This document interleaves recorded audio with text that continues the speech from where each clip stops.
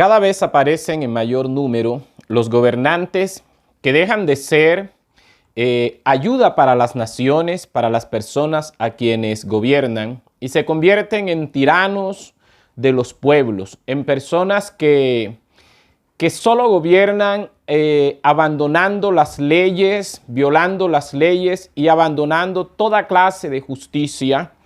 Personas que gobiernan imponiendo sus deseos, imponiendo sus caprichos, más que cualquier otra cosa, cualquier disposición de los gobiernos. Y a estas personas se les llama tiranos. Se les llama tiranos porque un tirano es una persona que impone sus propósitos, impone sus deseos, impone sus criterios, violenta las leyes de las naciones, las leyes de los países. Y además de esto se caracterizan porque son crueles. Se vuelven violentos, pero en gran manera crueles, y por donde pasan dejan una larga y amplia estela de sangre, de homicidios contra personas inocentes, y todo esto porque son tiranos y quieren simplemente lograr sus propósitos de vida, la mayoría de ellos económicos, o vivir simplemente satisfaciendo sus deseos, porque la mayoría de los tiranos en el mundo se han caracterizado porque han sido personas en gran manera inmorales. Y podría darte una lista larga de ellos, como por ejemplo Adolfo Hitler desde y en Alemania, Joseph Stalin en la Unión Soviética, Saddam Hussein en Irak y muchos otros que nosotros conocemos. Y les decía al comienzo que cada día son mayores en número estos tiranos. Han llegado también a nuestro continente y encontramos en nuestro continente gobernantes que se convirtieron en dictadores y han pasado a ser tiranos contra las naciones, y lo único que persiguen es sus propios deseos, cumplir sus caprichos y sus propósitos de vida. Y así han entrado en tiranía contra las naciones en las que gobiernan. Pero quiero decirte en este día que hay un tirano peor que todos ellos. Escúchame, hay un tirano peor que los que te he mencionado, que dejaron miles, cientos de miles de inocentes asesinados, millones de personas asesinados. Hay uno que es peor que todos ellos y se llama pecado. El tirano llamado pecado, y de eso te quiero hablar en este día. La tiranía del pecado. Y quiero que vayas en tu Biblia allí a la carta a los Romanos, capítulo 7, versículo 14 al 25. Y en la medida que vayamos desarrollando este estudio, vamos a ir leyendo estos versículos que acabo de señalarte. Romanos 7, versículos 14 al 25. Y quiero hablar de la tiranía del pecado. Quiero hablar de la maldad, la fuerza que tiene este tirano llamado pecado. Así que en lo primero que manifiesta su gran poder, este tirano llamado pecado, es que nos enrostra una antigua sentencia. Nos enrostra la antigua sentencia. Mira lo que dice el versículo 14. Porque sabemos que la ley es espiritual, mas yo soy carnal, vendido al pecado. Nota esa frase, vendido al pecado. Esa es una sentencia que el ser humano, desde los días de Adán, tiene sobre él. El ser humano ha sido vendido al pecado. Y aquí en Romanos capítulo 7, versículo 14, se nos recuerda. Pero es la sentencia dictada sobre el hombre desde la primera vez que el ser humano pecó. Ustedes saben que el primer hombre se llamó Adán, la primera mujer se llamó Eva. Y de hecho ellos fueron los primeros que pecaron. Y desde entonces toda la humanidad comete pecado. Y a cada persona que comete pecado, esta sentencia cae sobre él. Vendido al pecado. De hecho, nacemos con esa sentencia sobre nosotros. Ahora, es cierto que Jesucristo murió en la cruz del Calvario y nos ha librado de la sentencia, es decir, nos ha librado de el pecado de Adán, el pecado original. Nadie será condenado por el pecado de Adán, pero es esa herencia que tenemos de Adán lo que nos lleva a pecar. Y cuando pecamos, inmediatamente esta sentencia cae sobre el ser humano. La sentencia que le grita: eres vendido al pecado. Ahora, esa expresión vendido significa vender para traficar. Cuando se habla de que somos vendidos al pecado, lo que significa es que tú y yo hemos sido vendidos como esclavos a un amo que nos ha comprado y que se llama pecado. Y el amo puede hacer con su esclavo lo que él quiere, incluso quitarle la vida. Así que esta es la sentencia. Cuando tú y yo pecamos, ya no por el pecado de Adán, sino por nuestro propio pecado, cuando cometemos pecado, la Biblia nos recuerda que se nos dicta la sentencia. Somos personas vendidas al pecado. Yo quiero que tú pienses en Adán y Eva en el huerto del Edén, capítulo 1 y capítulo 2. Llevan una vida maravillosa en una relación íntima con Dios. Dios viene al huerto, habla con ellos. Todo el tiempo tienen una intimidad con Dios. Pero un día ellos deciden desobedecer aquel mandato que Dios les había dado. El mandato de comer de todos los árboles del huerto menos de uno. Ese día que comieron, ellos sintieron que algo había sucedido en sus vidas, se escondieron, se dieron cuenta de su desnudez y se escondieron de la presencia de Dios. Cuando Dios los busca, Adán le dice que tiene miedo y Dios le dice: ¿acaso has pecado? Y desde ese día Adán y Eva supieron que habían sido vendidos de un amo a otro amo, que ahora había alguien que dominaba sus vidas. Y yo me imagino que cuando vieron que su hijo Caín mató a su otro hijo Abel, ellos pudieron comprobar que no eran dueños de sus propias vidas, que no eran dueños de sus voluntades, que había alguien que les dominaba, que ellos habían sido vendidos al pecado. Y toda la historia del antiguo Israel nos muestra esto, que el pueblo no pudo zafarse del pecado. Aunque lo intentaban, buscaban obedecer a Dios, se dieron cuenta que había un amo, y más que un amo, un tirano que les gobernaba, que era dueño de sus vidas y que permanecían doblegados a ese amo, y que ese amo realmente era un tirano. Y es la misma experiencia de nosotros. Es la misma experiencia que nosotros vivimos. Todo ser humano ha sido vendido como un esclavo a un amo terrible llamado pecado. Es una realidad para todo nacido de mujer. Y cuando pecamos, escuchamos la sentencia allí en nuestro interior, que el pecado nos persigue y nos domina, y ya nuestro propio pecado, no el pecado ajeno, no de aquel primer hombre y de aquella primera mujer, sino nuestro propio pecado. Así que hay una gran pregunta. Si esto es verdad para su vida, que sé que es una gran verdad, la pregunta es: ¿qué va a hacer usted? Si usted le pertenece, ha sido vendido a un tirano terrible y le va a mostrar la palabra que es en gran manera terrible, que se llama pecado. ¿Qué va a hacer usted?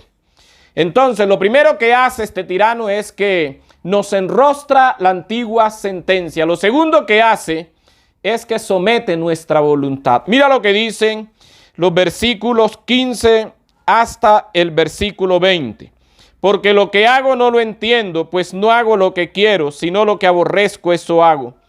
Y si hago lo que no quiero, y si lo que no quiero, esto hago, apruebo que la ley es buena, de manera que ya no soy yo quien hace aquello, sino el pecado que mora en mí.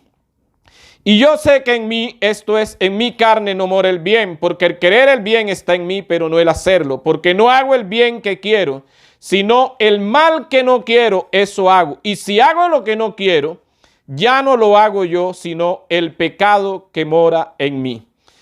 La narración que acabamos de hacer nos dice con gran claridad y fuerza una dolorosa verdad, una vergonzosa verdad. Y la verdad es que el pecado tiene sometida nuestra voluntad. El pecado somete la voluntad del hombre. Imagínense que en estos versículos hay un individuo real que está narrando su experiencia.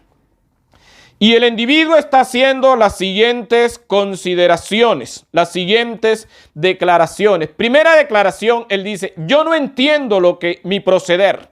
No entiendo mi proceder. La segunda declaración es, yo sé que en mi carne no mora el bien. Y alguien parece preguntarle, cuando uno lee este texto y se mete en él, parece que alguien le preguntara, ¿por qué? ¿Por qué lo dices?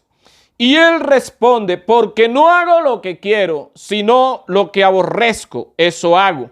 Esa es una primera respuesta que él daría a esas apreciaciones que dijimos al comienzo. Y una segunda respuesta es, porque el querer hacer el bien está en mí, pero no la capacidad de hacer el bien. Y además esa persona podría dar una tercera respuesta y es esta. Si hago lo que no quiero, si hago lo que no quiero o si hago lo que aborrezco, ya no lo hago yo, sino que lo hace el pecado que vive en mí. Poniendo estos textos como si fueran palabras que cayeran de un individuo real, esta persona podría decir con mucha claridad que su voluntad está sometida al mal, que él no es dueño de su voluntad. Entonces tenemos que decir aquí una gran verdad y es la siguiente: el pecado somete la voluntad del hombre y lo lleva a una lucha campal entre dos fuertes deseos que combaten en su interior.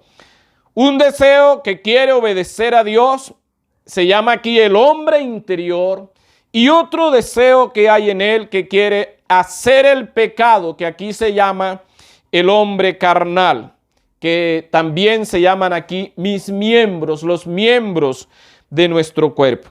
Y esta historia es lamentable porque el individuo que aquí está hablando nos señala que él quiere hacer lo bueno y termina haciendo lo malo. Y aunque se esfuerza porque hay un deseo latente de hacer el bien, hay un deseo dentro de él que es latente de hacer el bien, encuentra que dentro de él hay otro deseo que lo lleva a hacer lo malo.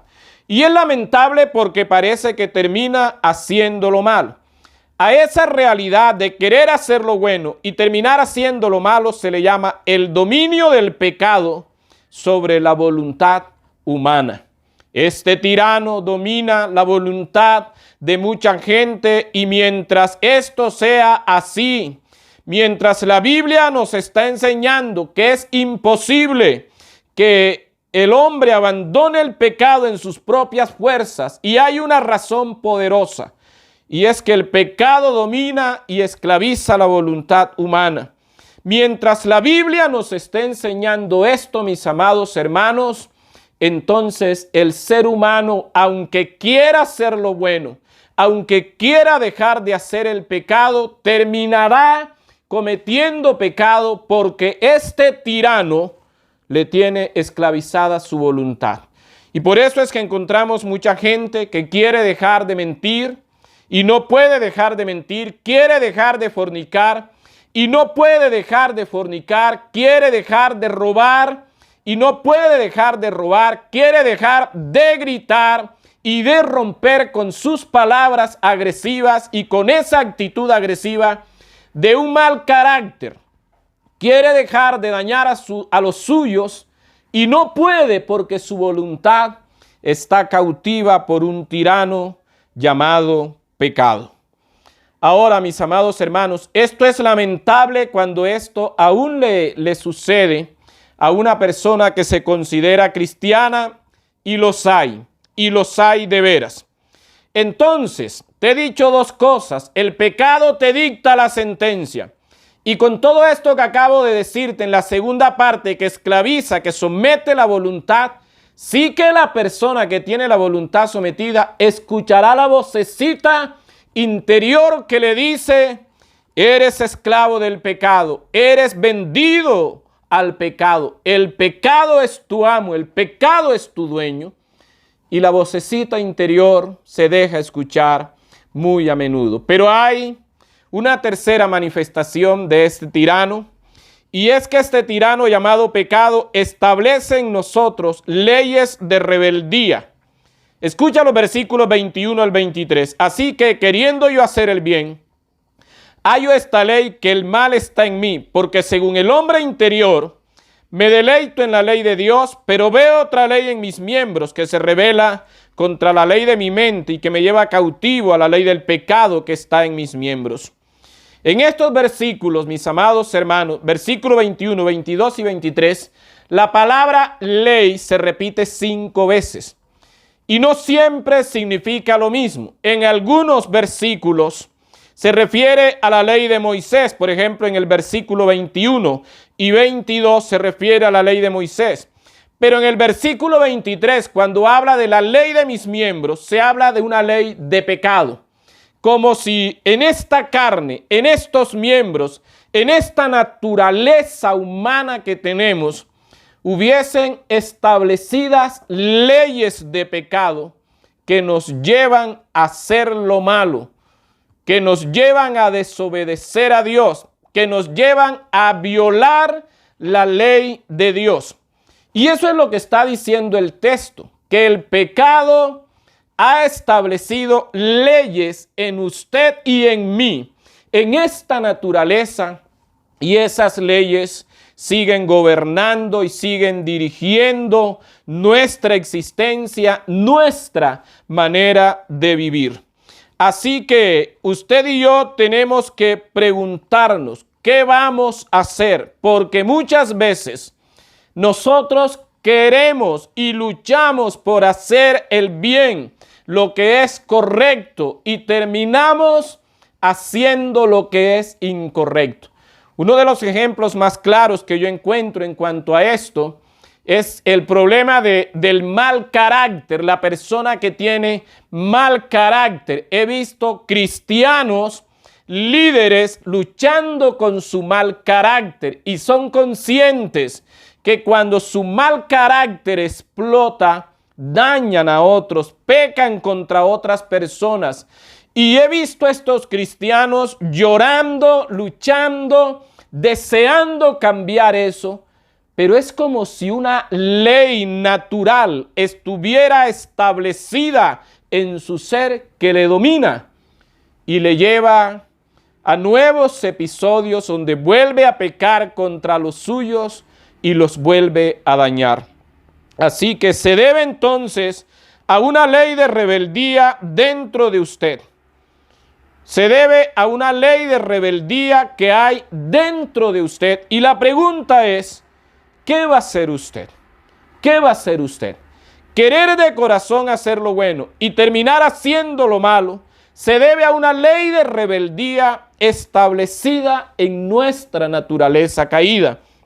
Y la gran pregunta es, si es verdad que el pecado somete su voluntad, si es verdad que tiene leyes establecidas en su naturaleza que lo dominan a usted y lo controlan para que haga lo malo, ¿qué va a hacer usted para no seguir escuchando la sentencia vendido al pecado y por lo tanto la condenación es segura? Pero hay una cuarta manifestación de este tirano llamado pecado, y es que hace del hombre un miserable. Versículo 24 dice, el apóstol Pablo aquí con exclamación, miserable de mí, ¿quién me librará de este cuerpo de muerte? Y dos expresiones son importantes aquí. La primera expresión es miserable de mí. Denota una persona muy infeliz por tener que soportar una carga en gran manera agobiante, sin esperanza de ser liberado de ella. Eso es lo que significa esa expresión, miserable de mí. Pero además, Esa expresión miserable de mí nos muestra a una persona víctima de todas las terribles consecuencias de una vida de pecado. Hace algún tiempo yo iba en un taxi por la avenida Oriental en Medellín y se acercó una persona alta, delgada, era una persona de calle, un indigente, estaba muy sucio, no tenía más que un pantalón, una especie de short puesto, amarrado con una cuerda a la cintura, estaba con su cabello muy crecido, su barba muy crecida y la mugre se veía sobre su cuerpo. El taxista me hizo esta pregunta, me dijo, ¿usted sabe quién es ese señor que se acercó a pedirle la moneda? Yo le dije, no, pues yo no lo conozco. Y me dijo, ese hombre era un profesor de matemáticas en una universidad aquí en Medellín y cayó bajo las drogas. Y mire lo que es hoy. Eso hace el pecado, hace de la vida del ser humano un miserable. Un miserable. ¿Cuánta gente se encuentra en condición semejante al ejemplo que te acabo de dar de aquel profesor de matemáticas? Porque se dio a la maldad, se dio a los vicios, a lo que Dios ha dicho que no, y el pecado, como un tirano cruel, le destruyó, lo convirtió en un miserable. Y así hay mucha gente por allí. Pero te decía que hay dos expresiones importantes, miserable de mí y la otra es cuerpo de muerte. Esta naturaleza es una realidad que nos invita a lo que produce muerte, al pecado. La Biblia dice que la paga del pecado es la muerte. Así que ¿quién nos puede librar de esta naturaleza caída que nos lleva con la voluntad sometida, con leyes establecidas, con una sentencia de condenación, nos lleva a una vida miserable? ¿Quién nos puede librar de eso? Y el versículo 25 nos muestra la única solución. La única solución, el versículo 25 dice, gracias doy a Dios por Jesucristo, Señor nuestro. Mis amados hermanos, la única solución se llama Jesucristo. La única solución, amigos que me escuchan, se llama Jesucristo. Si usted tiene la oportunidad de escuchar esto y se identifica plenamente con esto y sabe que el pecado le ha ido llevando a una vida de miseria, porque perdió su hogar por adúltero, porque perdió su hogar por el alcohol, porque perdió su familia por los desórdenes de la vida y el pecado le ha convertido en un miserable, lo ha llevado a la miseria. La única solución se llama Jesucristo. Y sé que algunos creyentes me preguntarán, si yo recibí a Jesucristo, ¿por qué aún tengo esta lucha? Y de pronto usted me va a entender. La única solución es Jesucristo, pero escúcheme lo que yo le voy a decir en este momento. La única solución es serle fiel a Dios, obedecerle al Señor, llevar una vida de obediencia a su palabra. Pero recuerda, esto no es posible en las fuerzas humanas. Por eso la única solución se llama Jesucristo. Haga dos cosas y hágalas como se las voy a decir. La primera cosa que debe hacer es entréguele con total sinceridad y conciencia toda su vida a Cristo, sin reserva alguna, sin guardarse áreas de su vida. Entréguele con total sinceridad y con total conciencia su vida, toda su vida, a Jesucristo. Y en segundo lugar, le animo para que usted se llene del poder que había en Cristo, que le permitió total obediencia. La obediencia solo es posible en el poder y la fuerza con la que Jesucristo pudo obedecer. Entonces necesitamos hacer en oración y con mucha oración y con la ayuda, mis amados hermanos, del poder del Espíritu Santo, nosotros necesitamos hacer esto, entregarle nuestra vida de manera sincera y total a Jesucristo. ¿Cierto? Usted sabe que Jesucristo fue tentado. Jesucristo fue llevado al desierto y allí en el desierto fue tentado. 3 tentaciones. Lucas capítulo 4 versículos 1 al 13 nos habla de la tentación de Jesús. Allí fue tentado en todos sus apetitos carnales, en todos los apetitos de la carne. Es mejor decirlo así. Allí fue tentado en todos los apetitos de la carne, aún con los alimentos. Pero Jesús venció la tentación. Allí fue tentado a ostentar el poder que había en él como hijo de Dios. Y además allí fue tentado Jesús.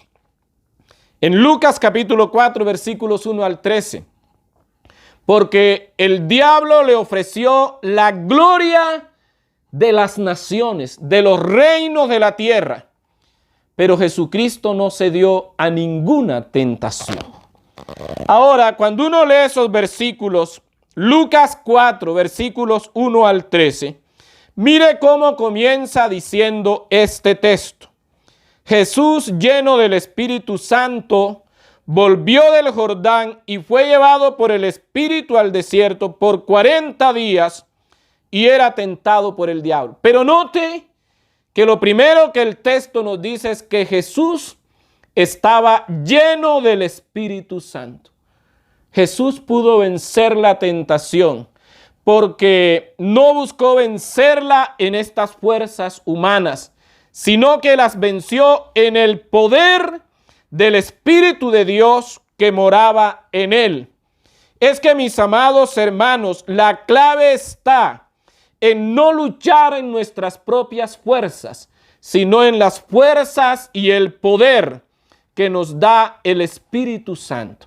Por lo tanto, hay que entregarle la vida a Jesucristo, porque fue Él quien venció el pecado, porque fue Él quien envió el Espíritu Santo y porque es el Espíritu Santo el que nos da el poder para nosotros poder obedecer. Si quieres hacerlo en tus propias fuerzas, es decir, no oras, no lees la Biblia, no tienes intimidad con Dios en oración, no le entregas tu vida completa al gobierno del Espíritu Santo, la carne, las leyes que hay establecidas en esta naturaleza y este tirano llamado pecado te ganará la batalla y Dios no quiere que pierdas la guerra. Entonces, la libertad del pecado se la debemos a Cristo. El Espíritu Santo es un regalo cuando Él subió al cielo y nosotros debemos llenarnos de Él para poder vencer. No es en nuestras fuerzas, sino en el poder de Dios y en aquellos regalos preciosos que tenemos por haber recibido a Cristo en nuestro corazón. Y cuando así lo hagamos, entonces podremos decir, todo lo puedo en Cristo que me fortalece. Y podrá decir que usted era un miserable bajo la tiranía del pecado, pero que ahora ha sido trasladado por la gracia de Dios al más absoluto bienestar.